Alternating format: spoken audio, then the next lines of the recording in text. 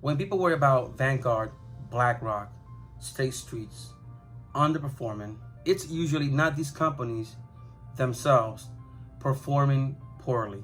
Instead, individual companies or assets within the fund they manage affect the fund's performance.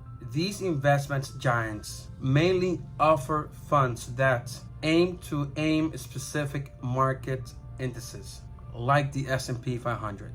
So if companies in these indices struggle, it impacts the fund's results. The asset manager's decisions play a minor role, but the overall success of these funds largely depends on the underlying assets.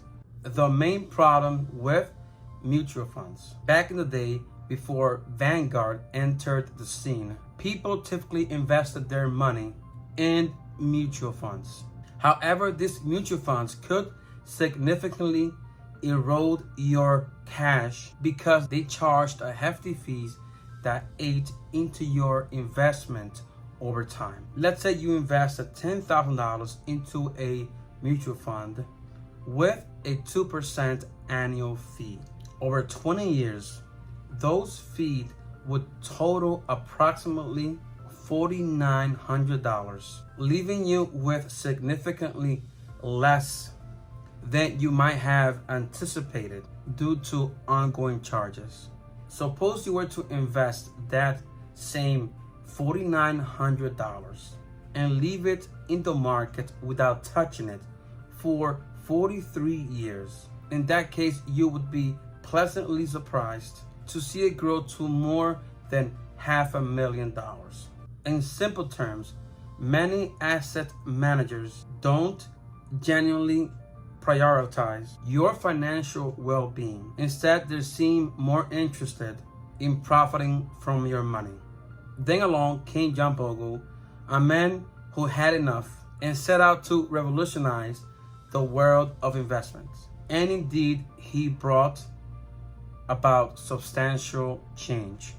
John Bogle empowered everyday people, shareholders like you and me, by establishing a new brokerage account, allowing us to take control of our investments.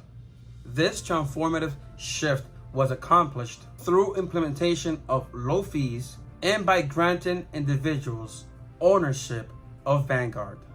Don't take my word for it. Hear it from the man himself. Innovating for the investor and not for ourselves, and trying to keep costs as low as we can, which is rock bottom.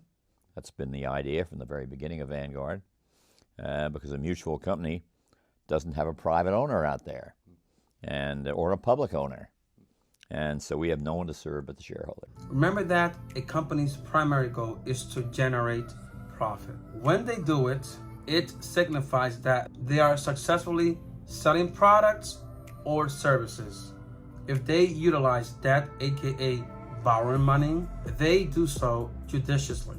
By adhering to the principle of capitalism, these companies can become robust, which might be why we would like to invest in them. After considering my options among BlackRock, Vanguard, and State Street, I've decided to go with State Street for now, which is SPLG ETF. I compared the numbers and it's essentially on par with VOO. It might seem unusual, but when I'm able to buy 100 shares of VTI, I'll part my ways with SPLG holdings as soon as I'm capable of acquiring 100 shares of VTI. Additionally, it provides me psychological reassurance as each share is valued around $50 per share. I believe this choice aligns with my perspective on navigating the complexities of the world we live in. The world of investing has seen significant changes thanks to pioneers like John Bogle. Understanding how investment giants operate and the impact of fees in your investments is crucial. by making informed decisions and taking advantage of low fees options such as Vanguard, State Streets, and other ETFs that have a low expense ratio. You can take greater control of your financial future. Thank you for watching. If you're already subscribed to the channel, I thank you so much from the bottom of my heart. If you haven't subscribed yet, what are you waiting for? Be part of the conversation. And do not forget to click that notification bell, so like that, you'll get my next SHD channel video upload.